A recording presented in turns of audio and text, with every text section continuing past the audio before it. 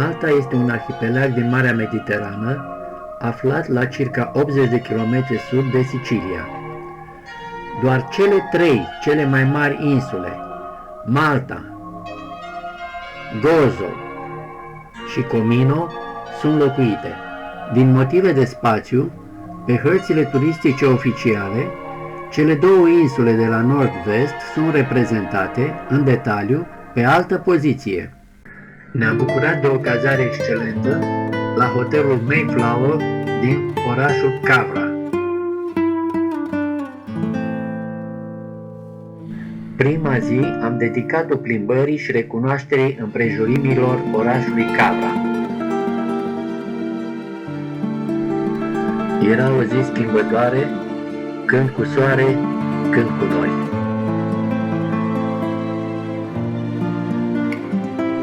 Se mai scutura și câte un nor de ploaie.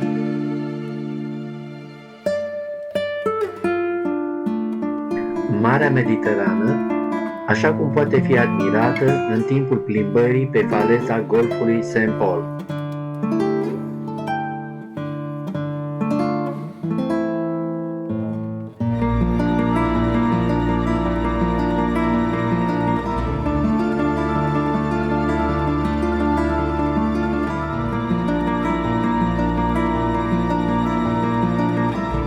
Coasta Golfului este caracterizată de spectaculoase formațiuni stâncoase, o veritabilă atracție pentru turiștii singuratici și dornici de meditație. Copiii și lumea lor. Hotelul Mayflower la care ne-am cazat. Orașul, noaptea, devine de-a dreptul spectaculos.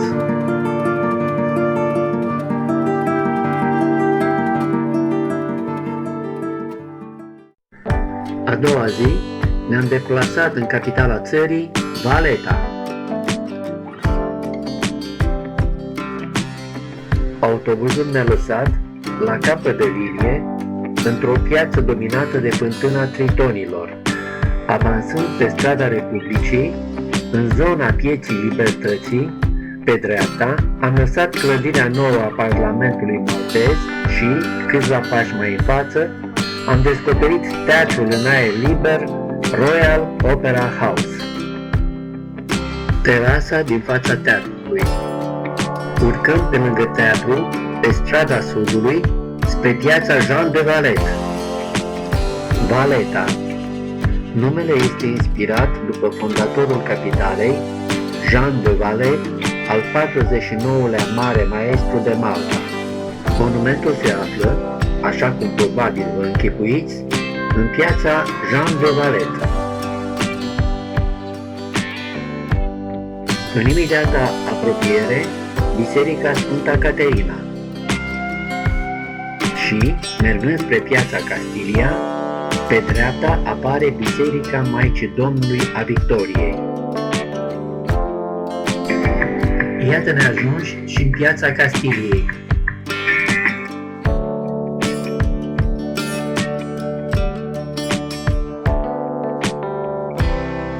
Unul din foștii prim-ministri ai Maltei. Hanul Castiliei este unul din obiectivele turistice care impresionează prin arhitectura sa.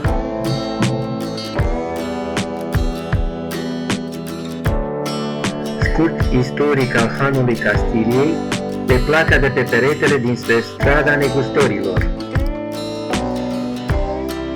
imortalizând o imagine de ansamblu, vedere panoramică spre cetate și port.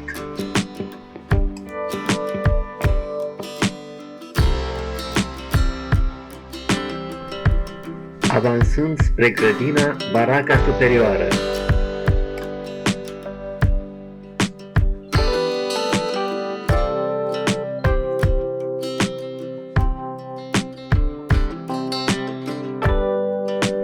Mai multe astfel de plăci comemorative sunt fixate în acest perimetru.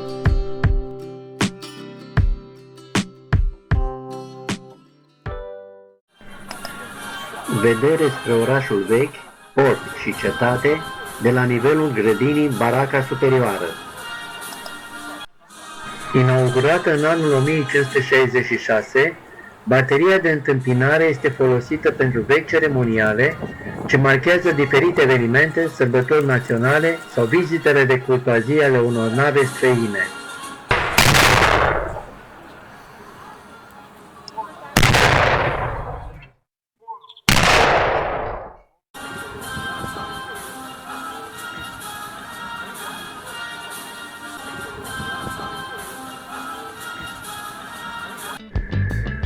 Destul de obosiți și înfometați, am luat-o cam la întâmplare pe străzile vechi ale capitalei.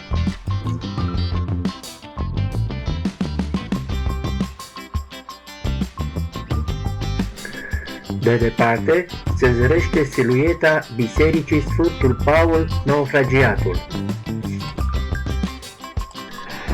Strada fiind foarte îngustă, nu am avut posibilitatea să obțin o imagine de ansamblu a monumentului. Dar, iată câteva detalii.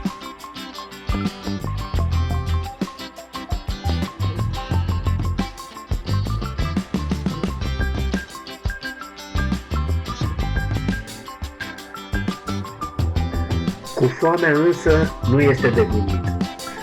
Nu am stat prea mult pe gânduri când am acceptat invitația de a intra în acest cort. Cu toate că afară era frig, atmosfera din interior era cât se poate de plăcută. În așteptarea bucatelor tradiționale, acest trenuleț al turiștilor ne-a bine dispus.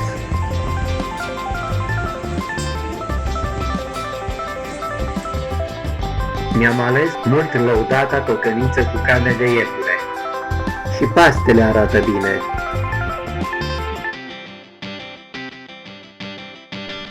Animație pe străzile capitalei malteze.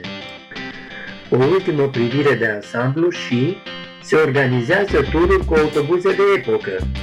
A fost o plăcere pe care, din motive de timp, ne-am refuzat-o. A treia zi am dedicat-o vizitei satului celebrului marinar Papai, Sweet Haven Village. Satul a fost construit în anul 1979, special pentru turnarea din 1980 a comediei muzicale Papai, cu Robin Williams în rolul Papai și Shelley Duvall în rolul lui Olive. Haideți să intrăm la cinema!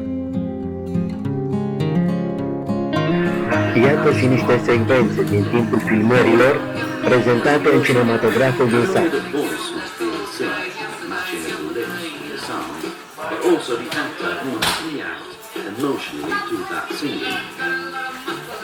And the shooting of Popeye, Altman asked for a lot of close-ups. Hence, a system was used, probably for the first time, known as the actors wear a tiny wireless earphone whilst the original music was being transmitted to a floor antenna around the area where they were acting. Thus, the actors could act and sing without any problems. After 20 years, Popeye Village is very much alive. Olive's house had to be rebuilt. Dar despre simpaticul Papai voi vorbi pe larg într-un viitor videoclip. Și, pentru că mai aveam timp și nu doream să ne închidem în hotel, am decis să vizităm și domul din Mosta. Îi remarcasem deja frumusețea și măreția arhitecturii cu o zi înainte, în timp ce trecusem cu autobuzul spre Valeta. Construcția, concepută de arhitectul Georges Gronier de Vassé și realizată între anii 1833-1860, urmează modelul Panteonului din Roma.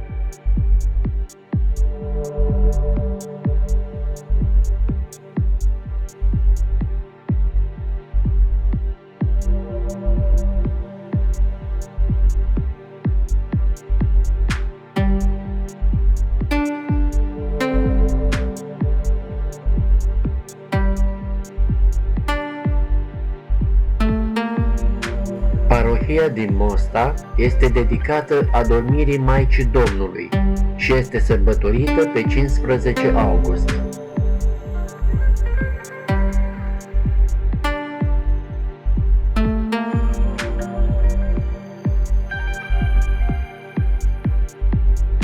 Principala pictură din altar, reprezentând adormirea Maicii Domnului și atribuită lui Stefano Erardi, 1678, a fost restaurată în anul 1827 de Giuseppe Isler, iar în anul 1860 a fost mărită de Salvatore Barbara.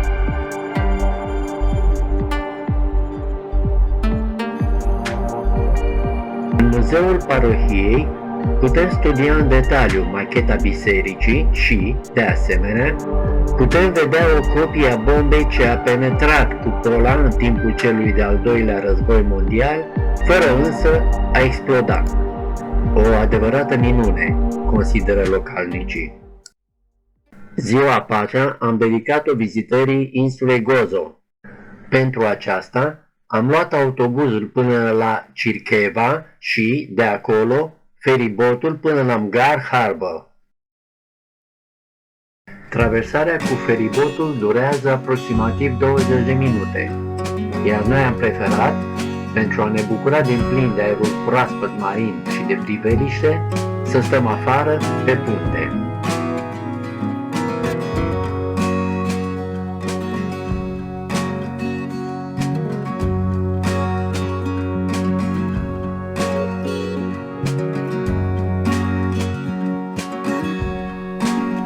Iată-ne și în portul Mgar.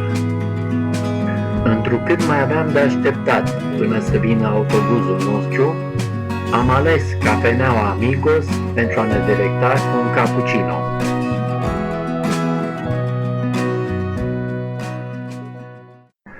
Prima destinație, golful Ramla, unde am descoperit o plajă superbă, liniștită și cu un nisip roșiatic. Se spune că, în această zonă, s-ar afla peștera în care Calipso, fiica lui Atlas, l-ar fi ținut prizonier pe eroul grec Ulise. Am căutat în zadar, din priviri, peștera cu pricina, pe care chiar mi-aș fi dorit să o vizitez, dar a rămas doar cu legenda. De aici am luat autobuzul spre orașul Victoria, sau Rabat, cum continuă să-l numească localnicii.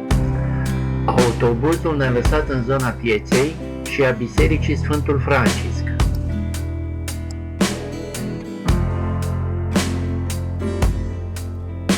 Parcurgând la pas câteva străzi înguste, am ajuns în mica piață Sfântul Gheorghe, dominată de silueta bisericii cu același nume.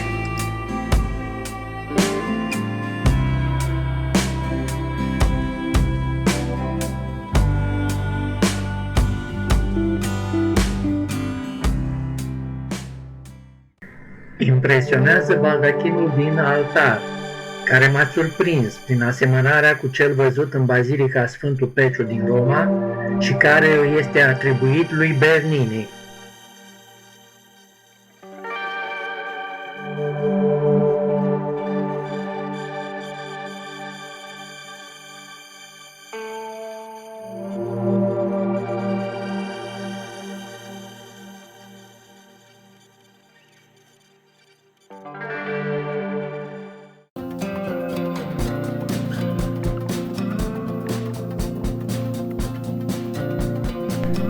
Înfometați și obosiți, la ieșirea din biserică, ne-am instalat la una din mese și am servit o pizza, o mâncare tradițională malteză și, ca de obicei, câte un cappuccino.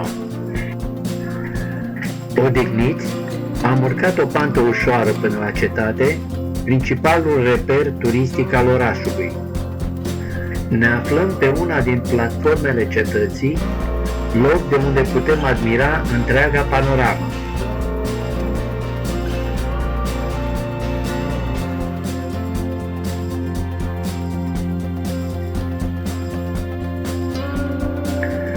Ne-a atras imediat atenția silueta unei biserici ce se vedea în imediată apropiere, dincolo de zidurile cetății.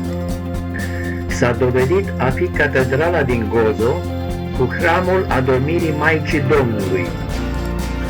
De remarcat cele două sculpturi de pe treptele de la intrare, cele ale papei Pius al IX-lea și a papei Ioan Paul al II-lea. O ultimă privire de ansamblu asupra cetății și a împrejurimilor.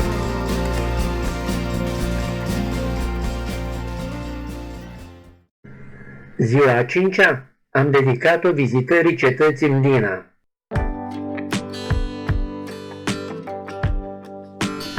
Autobuzul ne-a lăsat în frumoasa grădină Howard.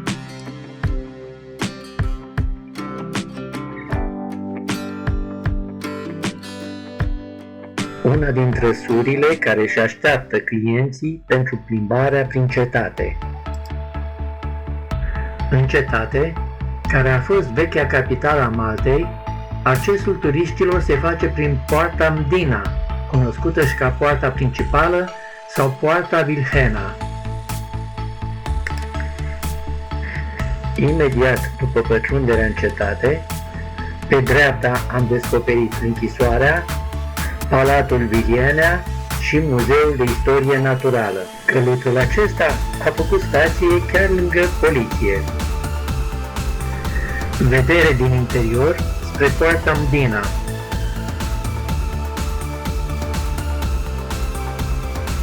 Ne-am cam rătăcit pe străzile înguste ale cetății.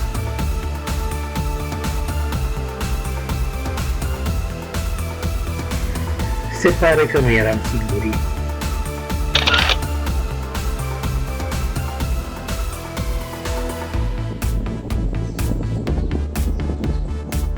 Ah, da! Iată și restaurantul cu piscina, clădiri impunătoare și magazine cu suveniruri.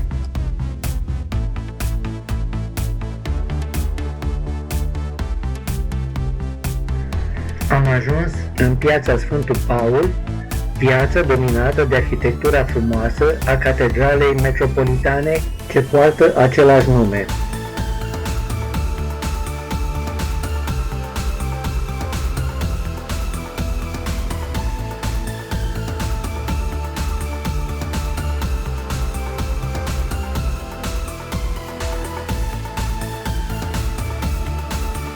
Iată și Palatul Prelatului.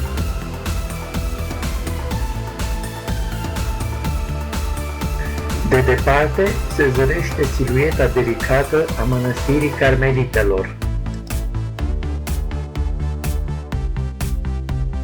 Atenția vă este reținută imediat de o frumoasă lucrare reprezentând pe Madonna și copilul. Câteva detalii din interiorul mănăstirii.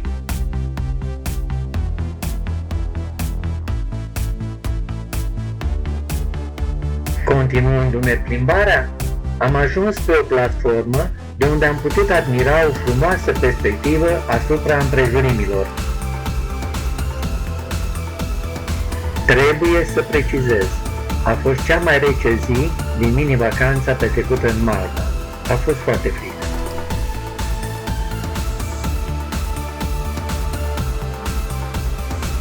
Am ajuns și în piața Bastionului. Recunoaștem turla mănăstirii Carmelitelor. În piața Bastionului, ca peste tot de altfel, întâlneai la tot pasul magazine cu suveniruri. Părăsind înfrigurați cetatea, în căutarea unor locuri mai calde, în parc am descoperit un foarte frumos grup statuar reprezentând doi îndrăgostiți. Frumusețe și erotism, fără nimic vulgar în reprezentare. Oricât m-am străduit, nu am reușit să descifrez numele autorului și un monument comemorativ dedicat celor căzuți în timpul celui de-al doilea război mondial. În a 6-a zi am vizitat Sliema, un oraș vecin cu capitala Valeta, cele două fiind despărțite printr-un golf a cărui denumire nu am găsit-o pe nicio hartă. Top Cat 1 este doar unul din vaporașele care face curse regulate între Cliniema și Valeta.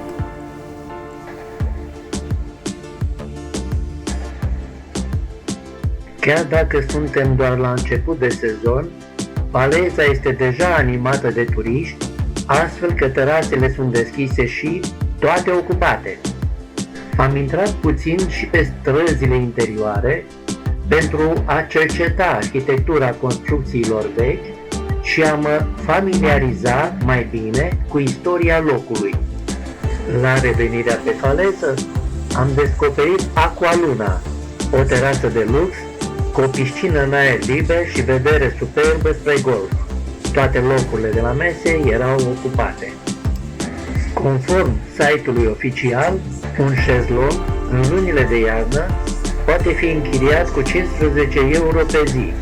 Cât o fi la vară, piscina cu siguranță ne învia. Dacă ar fi fost ceva mai multe grade afară, într-adevăr, priveliștea care se oferă privirii de pe platforma terasei este superbă. Observați mulțimea și eleganța embarcațiunilor cu vele sau cu motori care sunt trase la ponton sau ancorate în mica mare a golfului. Ah, iată și două rațe care și-au găsit culcușul. Pe lângă construcțiile noi, cele vechi stau mărturie a timpurilor trecute. La cheu, mai multe nave de croazieră sunt în așteptarea turiștilor. Iahtul acesta ne-a amintit de fosta navă regală Luceafărul, rebotezată Libertatea de către comuniști și vândută pe nimic de cei care i-au urmat. Cândva, aici, se distila apă de mare. Ne-am continuat plimbarea spre est, urmărind faleza Tinie și cercetând vegetația caracteristică locului. Din această poziție privilegiată, am putut urmări plutirea elegantă a iolelor pe apă, iar vis-a-vis, pe insula Manuel, care domină mijlocul golfului, am observat fortul cu același nume. Vedere de ansamblu spre principala zonă de promenadă.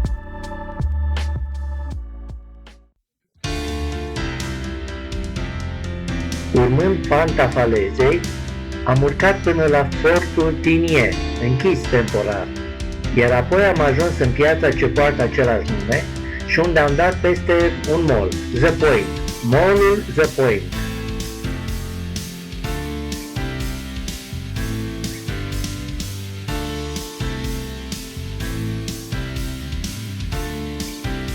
Reclame, multe reclame. Obosiți și infometați, am luat la rând terasele de pe faleză. Am oprit la restaurantul amenajat în cadrul unui alt fort, Il Fortizza. Nu am regretat. Pastele au fost delicioase, iar prețul rezonabil. În ultima zi a vacanței noastre din Malta, am rămas în Cowra și am dedicat unei plimbări prelungite pe malul mării,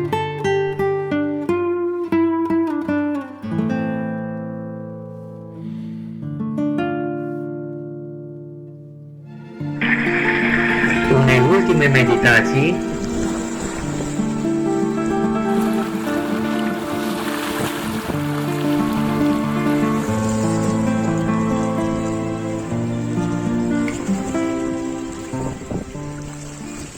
dar și unei programate vizite la Muzeul Mașinilor Clasice.